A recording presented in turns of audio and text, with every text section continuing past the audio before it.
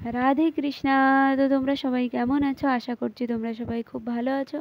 আমিও কিন্তু খুব ভালো আছি। তো আজকের দিনটা কিন্তু খুবই স্পেশাল। তো কেন স্পেশাল পরে তোমাদের বলবো ভিডিওর লাস্টে। তো দেখো, আজকে সকালে ঘুম থেকে উঠে তারপরে ফ্রেশ হয়ে এখানে কিন্তু একটু বিস্কুট খেয়ে নিচ্ছিলাম, আর তার সাথে একটু পড়তেও বসেছিলাম। তো তারপরে কিন্তু সোনা ঘুম থেকে উঠে গেছে, আর সোনা যাচ্ছিল একটু দোকানের দিকে। তো ওর পেছন পেছন আমি যাচ্ছিলাম, কারণ আমাদের এই রাস্তাটার দিনে অনেক গাড়ি ঘোড়া যায়, তো ওকে একা আমরা ছাড়ি না। তো তারপরে কিন্তু দেখো, সকালে মা এখানে বানিয়েছিল ফেনা ভাত আলু সিদ্ধ আমার জন্য, আর বৌদি আর মা মিলে বানাচ্ছিল রুটি সবজি। তো আলুর সবজি এখানে বানিয়েছিল, তো সবার জন্য এটা হচ্ছিল সকালে। তারপরে কিন্তু আমি একটু রোদে বসেছিলাম, খুব ঠান্ডা লাগছিল ঘরের ভেতরটায়।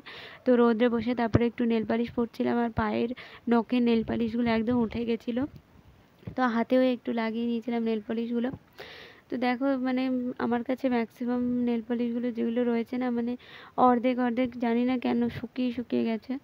তো এইটাই একটু ভালো দেখছি। তারপরে কিন্তু ওটা পরে নিলাম, আর তারপরে স্নান টান করে দুপুরে কিন্তু আজকে লাঞ্চে হয়েছিল বেগুন ভাজা, তার সাথে কিন্তু ছিল লাউ দিয়ে বড়ি দিয়ে আলু দিয়ে একটা সবজি, আর হচ্ছে ভোলা মাছ রেখেছিল মা, তো ভোলা মাছ দিয়ে কিন্তু ঝাল করেছিল বৌদি। আর ছিল পার্শে মাছ, তাই দিয়ে কুলেখাড়া দিয়ে একটা পাতলা ঝোল।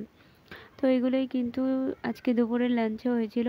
তো খাওয়া দাওয়া সেরে তারপরে কিন্তু খুবই ঠান্ডা লাগে, মানে শীতকালে তো খাওয়ার পরে আমার যে কী ঠান্ডা লাগে জানি না সবার লাগে কি না।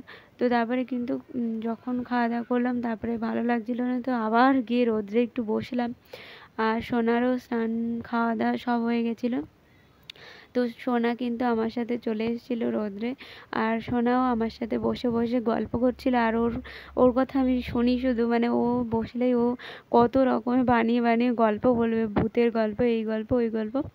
তো তারপরে দেখো, সন্ধ্যাবেলার দিকে বৌদি কিন্তু এখানে বানাচ্ছিল বিরিয়ানি। কেন জানো? তার কারণ হচ্ছে আজ আমার দাদার জন্মদিন। আজকের দিনটা খুবই স্পেশাল। তো বৌদি বললো যে আজকে আমি বিরিয়ানি বানাবো সবার জন্য। তো দেখো, বৌদি সব কিছু আয়োজন করে, আর বৌদি কিন্তু খুব সুন্দর রান্না করে, মানে বিরিয়ানিগুলো তো দারুণ করে, এমনি যে কোনো রান্নাই খুব ভালো করে, খুবই টেস্টি হয়। তো আমাকে তো ডাক্তার বলেছে হালকা খেতে, তো আমাকে বৌদি বলছিল যে তোকে মানে তোর জন্য আমি মশলা কম দিচ্ছি, আর হচ্ছে যে চালগুলো আছে মানে সাদা সাদা দিকটা, যে দিকটা মশলা বেশি মিশবে না সেইগুলোই তোকে দেবো। তো দেখো, তারপরে বৌদি মাংসগুলো কষিয়ে নিয়েছিল, আর এখানে কিন্তু তারপরে লেয়ারিং করছিল, মানে দম দেওয়ার জন্য। তো আমি ভিডিও করছিলাম, বৌদি সেই জন্য আস্তে আস্তে সব কিছু করছিল। তো তারপরে বৌদি বললো যে একটু গোলাপ জলটা দিয়ে দে এগুলো, তো ওগুলো একটু দিয়ে হেল্প করে দিলাম। তারপরে দেখো, প্রত্যেকটা লেয়ার দিচ্ছিল বৌদি বানিয়ে।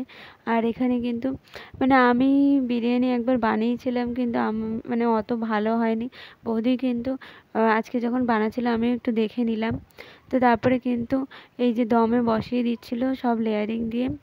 আর বৌদি বললো যে অন্তত 20 মিনিট মতো মানে লো ফ্লেমে এটাকে রাখতে হবে, তারপরে কিন্তু আরও 10 মিনিট রাখতে হবে তাওয়ার উপর। তো ওইভাবেই কিন্তু করেছিল।